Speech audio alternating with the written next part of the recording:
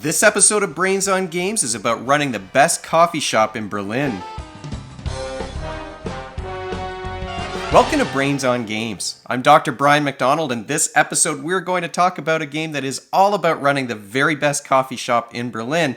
It's a game that came up on Kickstarter 3 years ago, if you can believe it. It's just sending out now. It's a real labor of love. These folks were very, very careful about every component and every aspect that went into this game, and it's one that I and my game group really enjoyed. A game called Seize the Bean. Now, this is a game that works with kids aged 13 and up. It's very modular, so you can simplify or make it as difficult as you want.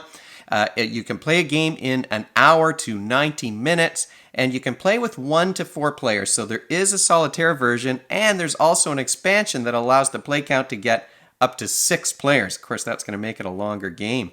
We're going to try something a little bit different in this episode. Rather than go through all of the rules, I want to hit some highlights about this game, and you can let me know what you think about this new format here in the comments below the video. Before we get into the nitty-gritty of this game, here is the box. I do store, as you can see behind me, most of my games are stored vertically, and there's so much stuff in the Kickstarter version of this game that I had to take out the cardboard insert in order to fit everything.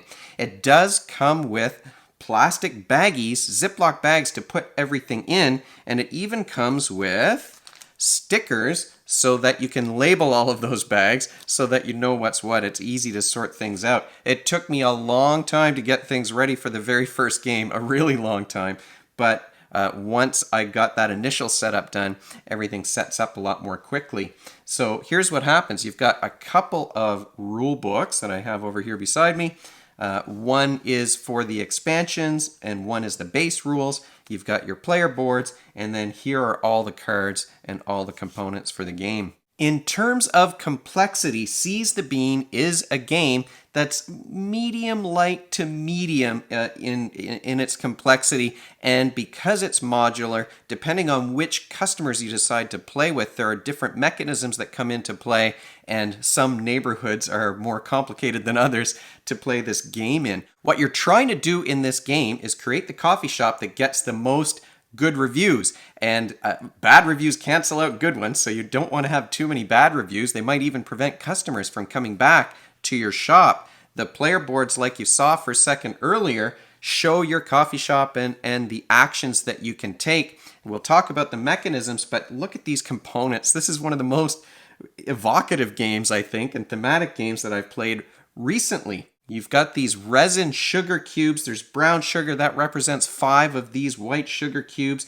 You've got coffee beans that look like real coffee beans, and the green beans represent 5. You've got chocolate milk and white milk. The chocolate milk represents 5 milk. So these are just different ways of making sure that you don't run out of bits, because they are meant to be unlimited. There's a snack pack that came with the version that I received that includes donuts and strong coffee and specialty coffee and croissants and pies and soybeans in case you want to have some soy milk. There's these very heavy cups. This full cup is the first player token.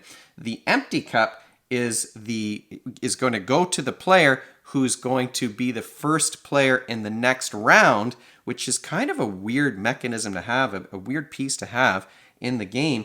But because this piece can move back and forth depending on the abilities that you have in your coffee shop, you might be able to use an ability that will allow you to steal the first player token for the next round. The little meeples in this game are fun too. There's a few different colors, but you can mix and match. Each player can have different people on their board. They don't even both have to be the same color. Every player is going to get 2 of these meeples, and they're screen printed on the front, and they're different on the back. They've got their aprons tied up in the back. The game that I received also included some stickers that you can use to decorate these meeples whatever way you want. You can put little logos on their apron if you want to, or give them a little tuxedo shirt.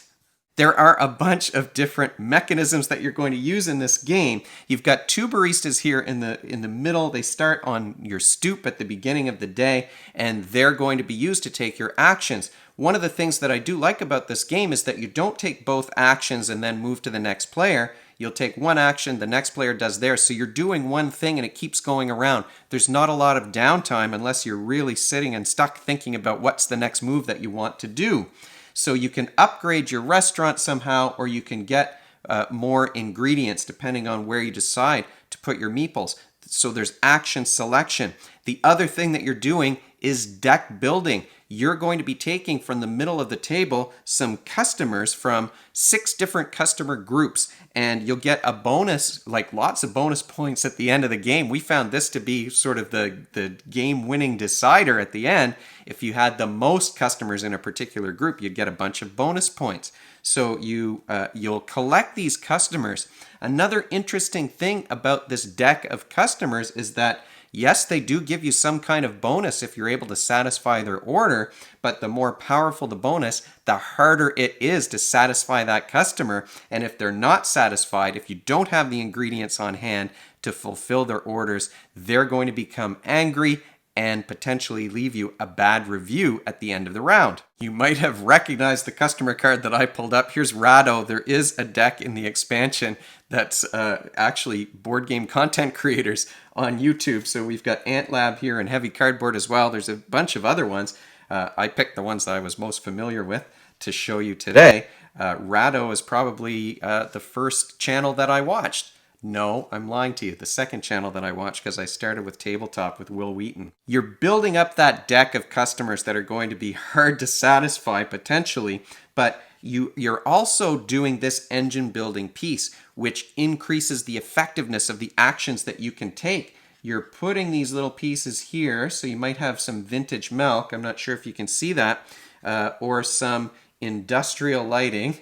So here's an upgrade to your restaurant, a style upgrade, and here's an upgrade to your pantry, which allows you to get more ingredients. Another neat thing about the design is that, say if you had a streaming setup in your coffee shop, that's going to, you line them up like this, and you see how your powers become, you just get this row of abilities. So if I choose this action now, say this one down here, I'm going to be able to upgrade the restaurant somehow, but I'm also going to increase the number of customers that I can serve because it just keeps going across this row. So this is going to get longer and longer and longer, and you can earn some achievements and maybe some extra resources or extra hype or more customers by being the first one to get 5 different symbols down here or 3 of the same symbol. The same thing happens on the other side. As I upgrade my pantry, those actions become more powerful. One of the things that became really powerful for me in the first game that I played is that this up here is getting more coffee beans, and I was able to add 2 scoops of coffee beans. So that was a ton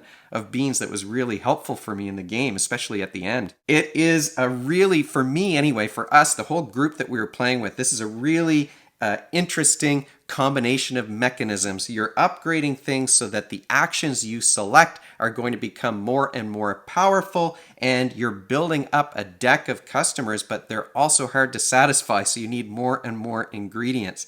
Action selection, deck building, and engine building are what you're doing here. There's one other mechanism that's kind of optional. Like I said, it's very modular. You've got this bag of coffee beans here, and if you select the action that brings more beans into your pantry, you can either take 6 beans out of the bag, or you can use the scoop and try to get more. You might get less if you drop them along the way before you get them into your cup or whatever you're using to hold your resources. That's not going to work very well. And we found ourselves really trying hard to get the most. One player, I think that our record was 11 beans on 1 scoop, and that really took some effort, but it adds a little dexterity component if you want to use it that way. But alternatively, you can just pull 6 beans out of the bag. Often these engine building games are sort of limited in terms of their player interaction. In Wingspan, for example, you're building up your aviary, but the only real interaction most of the time with other players is if you take the card that they wanted from the marketplace. Similarly here, you can play the game that way, but there are some modular rules that you can add depending on the customer group, and there are some variant rules in the snack menu here that can allow more player interaction. For example, one of the special rules here is if you want to play it that way, you can, if I don't have the ingredients to serve one of my customers, other players can opt to serve that customer and they'll get the reward instead of me. Now that prevents that customer from becoming angry and giving me a bad review. There's a real trade-off if you play it that way, so that you're helping one player to prevent them from getting a bad review. You're giving yourself a reward. And for some kids, that's a tough, do I really want to help the other person? It's hard to put those two ideas together, especially for younger kids. An even more advanced way of playing that version of the game is that if I satisfy that customer instead of the player who has the customer at their shop, I can steal that customer. They'll come back to my shop instead of theirs next time. It makes perfect sense with the theme of the game that you'd be able to steal those customers by being the one who gives them the coffee if their shop is sold out. There are also some customer groups that have more of a take that element where you can really interfere with the other player's shop and the other player's plans. But because it's modular, you can decide based on your player preferences, based on your play group, based on how old your kids are and whether they can handle those take that kinds of things without getting too upset about it. It's so flexible that you can really pick and choose what it is that you want to do. Well, what are the skills involved in playing this game and juggling all of these mechanisms? Well, of course, you're doing action selection, you're budgeting your resources, you're building up that deck, and you're working towards getting the most good reviews and having the best coffee shop. Those are all examples of executive functioning skills, which we've talked about 100,000 times on this show. Executive functions are the skills and behaviors that you need to work towards a future goal: planning, budgeting, organization, sticking with the plan once you get to it. One of the executive functions is working memory, and that's another important one in this game. Working memory is the whiteboard in your mind where you keep information so that you can juggle it somehow. And here, there's a lot of juggling to be done. There's some mental math where you're counting up resources versus the customers that are going to pop up in line from your deck. There's a bit of probability there that you have to think about. Do I have a lot of customers that want croissants? That's going to cost a lot of sugar. I need to make sure I have enough sugar next time. So there's that mental math component. You're also trying to be the one who has the most customers in a particular group. So you're looking at your opponent's decks to see, do I have more hipsters or more board game content creators than everyone else? Am I going to be able to get that bonus? Because if you're second place, there's no extra points for you, and that makes a big difference at the end of the game. Another bonus, I think, and it's certainly not a main focus of the game or the rule book, but I think it was a really nice addition to the game, is that this is a game that is very focused on the city of Berlin. The customers are meant to be the kinds of people that you would run into in Berlin coffee shops, maybe except for the board game content creators. But it's very evocative of those Berlin neighborhoods. And the rule book, particularly the expansion rule book, lists the different districts in Berlin and the customers that you would play with if your coffee shops were opening in those neighborhoods. So they've got some little factoid a quote from someone who lived in that neighborhood in Berlin about what that neighborhood is like and what it's like to live there. So I just thought that was a nice addition to the game. Final thoughts. Well, I mean, you can probably tell that this is a game that we really enjoyed. I like the flexibility of being able to choose customers based on different neighborhoods. You can make your own neighborhood. You just need 6 different customer groups, so you can really tailor this game to your play style.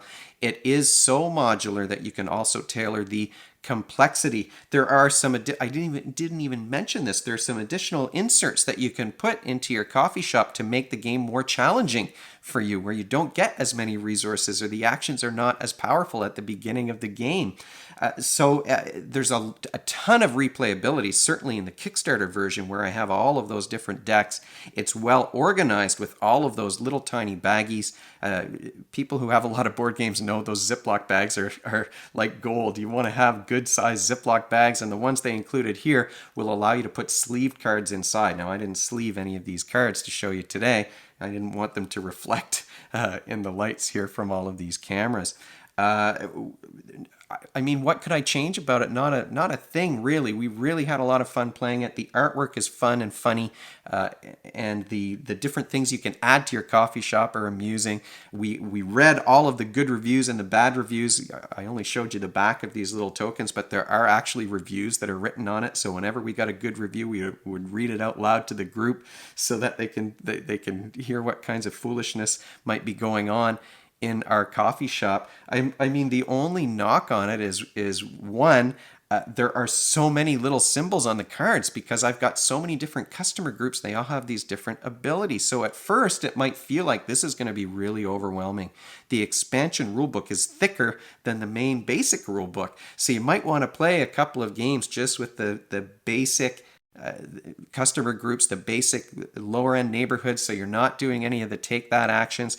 They do tell you in the expansion rulebook how you should progress as you get more familiar with the game. So we found ourselves checking the rulebook for the different symbols a few times as we were getting used to it, but that was really only the first time that we played the game that we needed to do that. I think the first time you use some new customers, you are going to be checking the rulebook a few times just to make sure that you know what the symbols mean and what they're going to do.